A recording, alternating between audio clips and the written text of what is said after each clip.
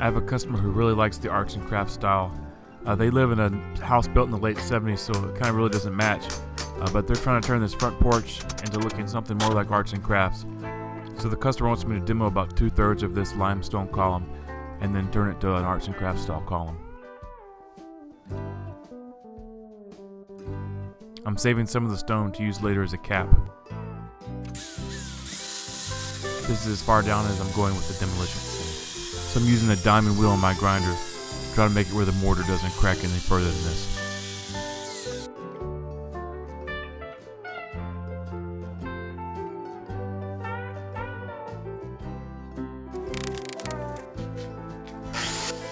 Now I've switched to a diamond cup wheel to try to level all this out. It's pretty dusty work. Good thing there was a decent wind that day.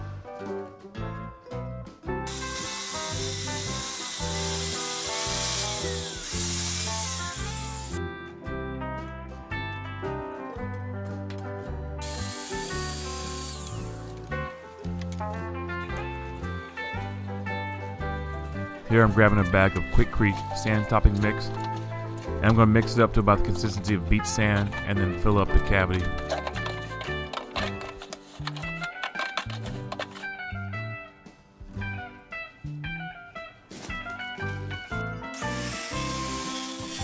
The select stones I saved earlier, I'm now using them for the top, cutting them to the right size so they fit.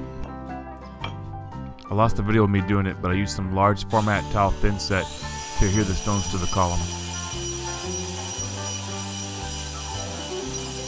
And now I'm grinding off the stone cap so that it's flat and level.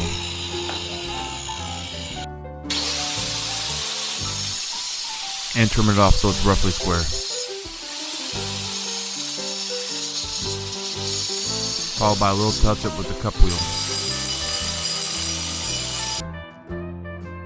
Now I'm putting tile grout between the joints. I used grout so I could get it to match the color of the 40-year-old mortar. Once I had the final dimensions of the stone column, I could then start working on the wooden part. I glued up 4 boards to make each panel for the column.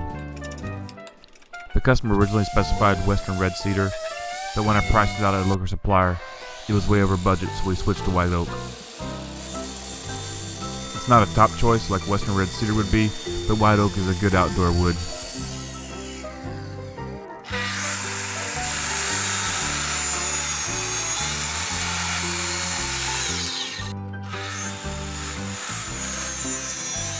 This track saw makes cutting tapers really easy. I only wish I had a longer track, then it would make it even easier.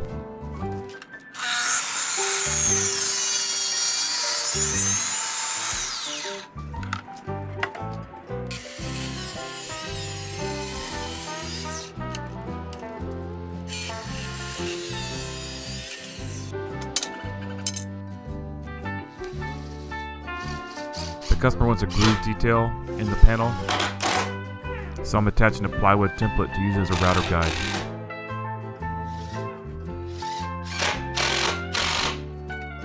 The column's going to be painted, so a few screw holes really doesn't matter. This is a Bosch template bushing set, and it just so happens to have a bushing that's big enough for the grooving bit to fit through.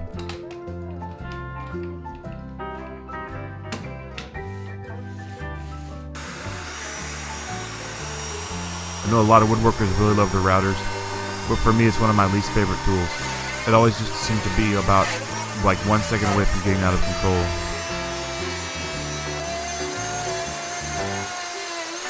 I made 4 of these panels, but I'm only showing you one.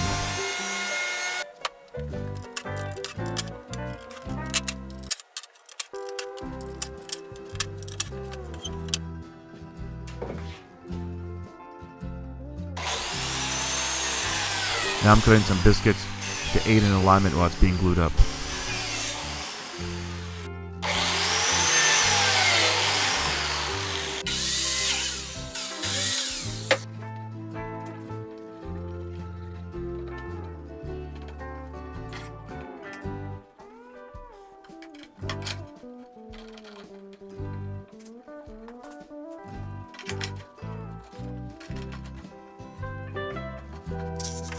I love my parallel jaw clamps. I've had some of these for many years. A nice shot of the assembly while the glue's drying.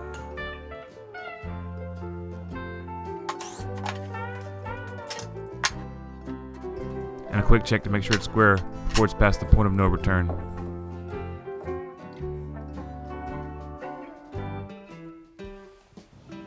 Back on site. I sure hope this thing fits.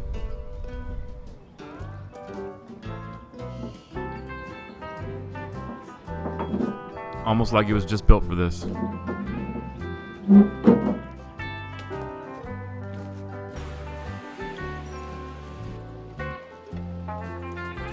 I'm using some 3/16 tile spacers to get the column off of the stone.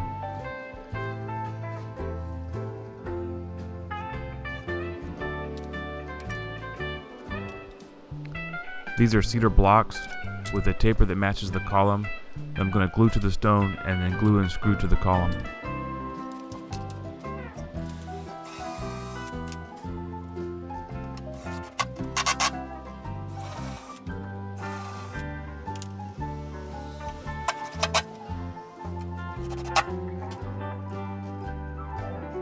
And now I'm removing the shims, so now just these little blocks are holding it up.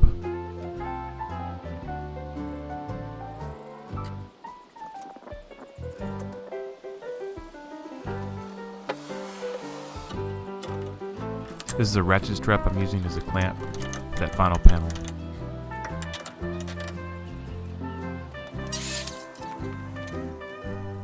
And some final trim for the top and bottom.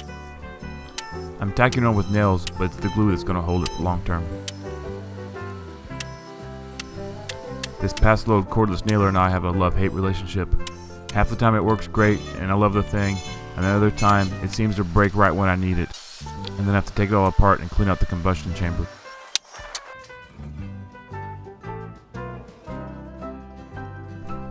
Here's the final product.